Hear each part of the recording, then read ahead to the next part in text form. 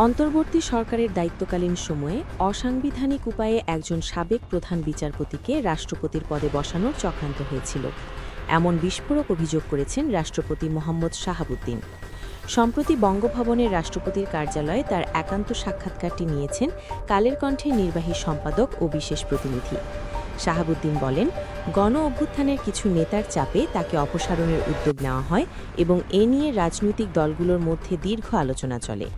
রাষ্ট্রপতির ভাষ্য অনুযায়ী একটি পক্ষ তার অপসারণে সক্রিয় ছিল, অন্যদিকে বিএনপি ও তাদের জোটসঙ্গীরা সাংবিধানিক ধারাবাহিকতার পক্ষে অবস্থান নেয়।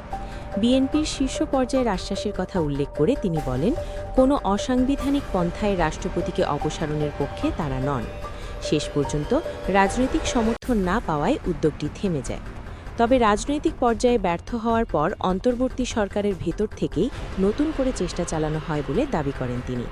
তার অভিযোগ, একজন সাবেক প্রধান বিচারপতিকে অসাংবিধানিকভাবে রাষ্ট্রপতির পদে বসানোর উদ্যোগ নেওয়া হয়েছিল। সরকারের এক উপদেষ্টা ওই বিচারপতির সঙ্গে বৈঠকও করেন, কিন্তু তিনি প্রস্তাবে রাজি হননি এবং সাংবিধানিক অবস্থান অটুট রাখেন। রাষ্ট্রপতি আরও বলেন, পুরো সময়টিতে তিন বাহিনীর পক্ষ থেকে তিনি সমর্থন পেয়েছেন।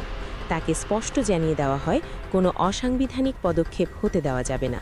শেষ পর্যন্ত সব প্রচেষ্টা ব্যর্থ হয় এবং পরিস্থিতি নীরব হয়ে যায়।